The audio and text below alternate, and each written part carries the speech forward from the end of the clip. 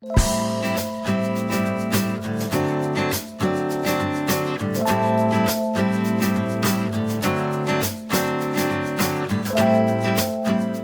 welcome back to Tass TV Melbourne, buying residential property, part 6 for beginners. Today, we're going to continue talking about capital growth, what are the drivers, what to look out for. Thanks very much for subscribing, the channel's growing. I noticed that about 90% of people that watch the channel haven't subscribed yet, so I find that quite incredible, so please do. Let's get started. Okay, so in this video, we're going to continue our discussion around capital growth and what are the key drivers in addition to credit growth, which we've covered, in addition to government expenditure, which we've covered, which attracts private investment and capital growth, especially in areas that are where there's scarcity of land.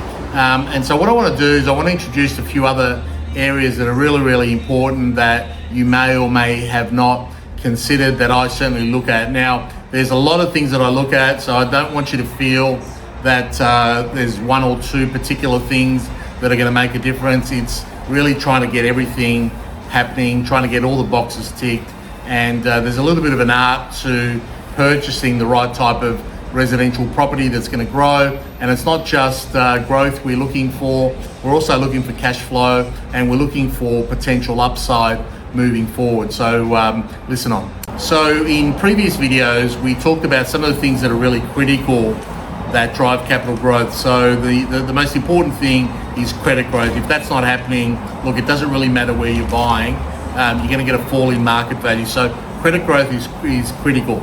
Now, in addition to credit growth, it's very important for residential real estate that you're buying in a city that's going through a cyclical downturn. Or remember what we said about residential land prices is they're always going up, but they're doing it in a cyclical fashion. So you want to be buying at the bottom of the cycle, because you can be spending all this time looking at all the things that are going to cause capital growth.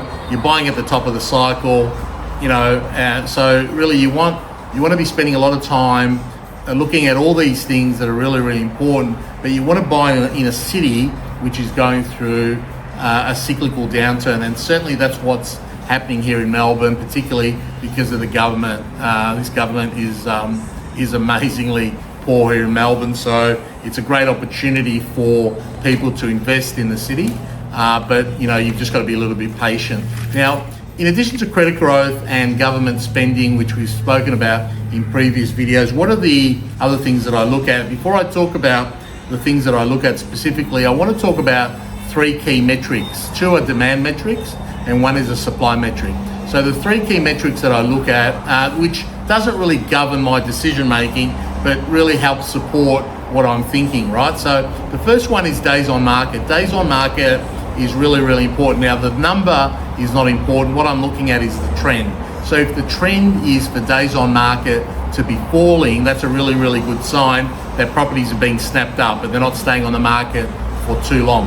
The other demand metric is the amount of buyer demand in that postcode. So if the number of clickbait is going up, the amount of purchasers that are looking at a postcode is going up, that's actually a good sign that a lot of people are looking at buying in this particular suburb. The supply metric that I look at is the number of listings that are coming on in the market and whether those listings are falling or growing. Now, you don't need to be a rocket scientist to work out if you're looking at a postcode and the number of listings are falling, the number of buyers are rising, and the days on market are falling. Typically, what will that mean? That'll mean that there'll be upward pressure on residential prices, and what you should see is capital growth. It doesn't guarantee capital growth, but it's certainly a good sign. In addition to that, if you're also buying in an area, if you're buying in the right city and you're buying in the right area, which will benefit from a lot of the government spending, and there's land scarcity, and you've got all those 3 things, well, hello, what's going to happen? You're going to get capital growth. Okay, so they're the 3 key metrics that I look at to support my decision making. But let's now talk about what are some of the key things that I look at in terms of infrastructure around the property that I purchase that are really critical for an investor to be considering when they buy a residential property here in Melbourne. Okay, so now let's talk about people that buy residential real estate. Who are they? they're tenants or purchasers, right? Owner occupiers or tenants. What are they thinking? Well, look, everyone is thinking, where am I going to work? So the first thing they think about is, how am I going to get to work if I live in this particular property, right? So the ability to get to and from work is critical. So what tenants and owners will look at is the ability to get from A to B. So that's why transportation is really, really critical. So how close the property is to a freeway, how close it is to a tram, to a bus, to a train are really, really critical. Now, one of the things that will that'll happen, for example, in the northeast, when the ring road gets completed, the ability to get from, for example, Watsonia to the city will be a lot quicker than it is at the moment. So what that does is it reduces the time to and from work. So what we call the terminal cost. So when you have a suburb which has a reduction in terminal costs getting to and from work, you're going to get an uplift in capital growth. Why? Because people will see it as a more convenient postcode to live in. So transportation and transportation infrastructure is really, really critical, and it has a direct impact on capital growth. Why? Because it makes people's lives easier and more efficiently, and it's also something that everyone thinks about before they buy a property. It's certainly in the back of everyone's mind because everyone's thinking, how am I going to get to and from work? In addition to transportation and transport infrastructure, the next thing that's really, really important, and you could theoretically put this before transport infrastructure, is schools, right? So it's no surprise, especially for you parents that have kids or tenants that have children, whether they be young or teenagers, that parents at the forefront of their mind is, where am I going to send my kids to school, whether it be kinder, primary, secondary school, primary school. So no surprises there. And there is a huge correlation between postcodes with great schools and capital growth. It's no surprise that, for example, the Inner East has experienced significant capital growth over the last 20 years. It has a high number of private schools in the area and very good public schools, and people congregate to those areas close to work, etc. So there's a high correlation between proximity of property to good schools and proximity of property to transportation. So they're really, really important. If you then add on top of that a fall of number of listings in a postcode, a fall in days on market, and an increasing level of buyer demand for all those reasons, there's a good chance you're going to get capital growth. So you can see there isn't just one metric, it's a combination of a lot of things all at once which will cause capital growth. All right, so in addition to transportation, work and schools, what else do people want to do? Well, they want to be able to shop, right? Okay, now the distance of properties from major shopping centres or neighbourhood shopping precincts does two things. Firstly, it creates convenience for them to be able to do their shopping, but also it creates an area for them to be able to socialise with their friends and family, etc. So the third thing that's really, really critical is the distance of those residential properties to, if you like, the social environment, and the social environment where people can actually socialise and where they can do their groceries and shopping and all the rest of it. So again, if we start from buying in the right city, buying where you've got good credit growth, buying where there's government spending which will attract private investment, buying in an area which is close to work, an area which is close to schools, and an area which is close to shopping, well, guess what? They're pretty good boxes to tick, and there's a high correlation between all those things and capital growth. Okay, a good example is a recent purchase that I did in Mill Park. So this was a property that I purchased off market. Now, to start with, we bought in Melbourne, right? So by buying in Melbourne, you've got a much bigger runway in the medium to long term.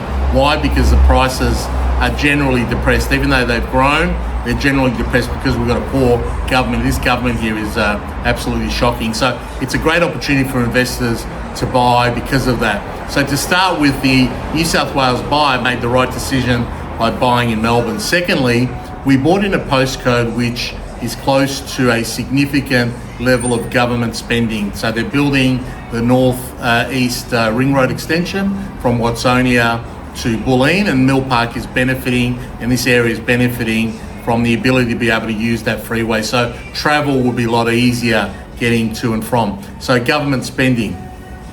We've got pretty good credit growth. You're buying in the right city. There's government spending, which is attracting private, which will attract private investment moving forward, right? Because private developers want to be able to build close to freeways because that's where you get a lot of demand, right? So in addition to that, we bought a 4-bedroom, 2-bedroom home, a 4-bedroom, 2-bathroom home with significant upside. The place isn't renovated, so there's upside there. The property is located a 2 or 3 minute walk from a kindergarten, a primary school, a high school, stable shopping centre. You can also walk to the tram. It's about a 5-minute walk to the tram. It's close to RMIT University. It's about 5 minutes from La Trobe University. It's also close to Uni Hill Shops, stable shopping centre, and you can get you can get on the freeway with a 2 or 3 minute drive. And there's some really good private schools in the area as well. So there you go. It's got all the things that we've spoken about, and really, it's also got in addition to that, the 3 metrics. The days on market is stable or falling. There's less stock on the market, so there are less things coming on the market, obviously because of the economy at the moment, and there's always demand in that location, right?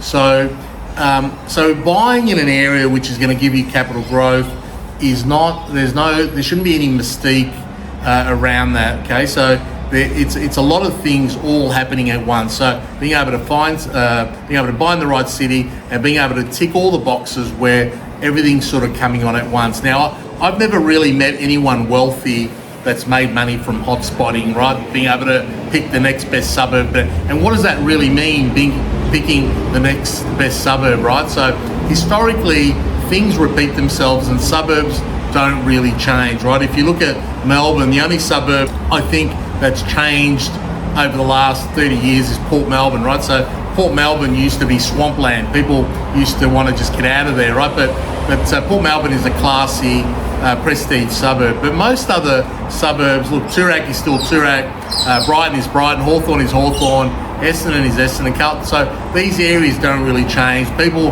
do come and go, and the demographics do change a little bit. But once there's a stigma, or there's if you like, once a postcode is known for certain things, it sort of remains that way pretty much forever, right? There are a few changes. So what we need to do, look, it's probably partly because I'm a little bit conservative being a valuer, but what I like to look at is the past. So historically, if a suburb has performed well, chances are it's going to continue to do so. It's going to continue to do so. Sure, you're going to get ebbs and flows, and maybe a postcode that's done really well this year won't do so well next year, and vice versa. But this thing about timing, and being able to pick the right postcode in order to get a sugar hit, in my opinion, it's not the way to go. You're better off buying using fundamentals and being able to make money when you buy, not hoping something is going to grow. So what's more important is going through all those things that we just spoke about today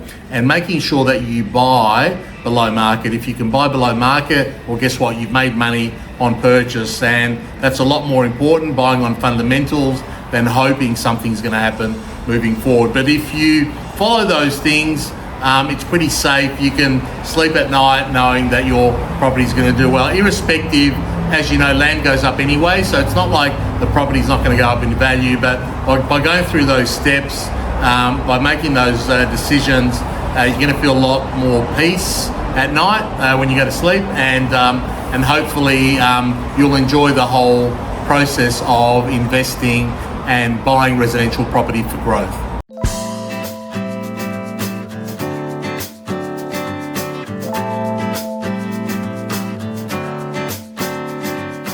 In my next video, I want to really focus on first home owners, and especially young singles, couples, families who are renting or who are living with mum and dad, who haven't made the decision to get on to the property ladder. What's causing them to procrastinate? What are some of the issues? And what would I do if I had, for example, $50,000 and I wanted to get onto the property ladder today? What would I do versus maybe what I did back 30 years ago? Look forward to speaking to you, everyone. In my next video, please subscribe. Thank you.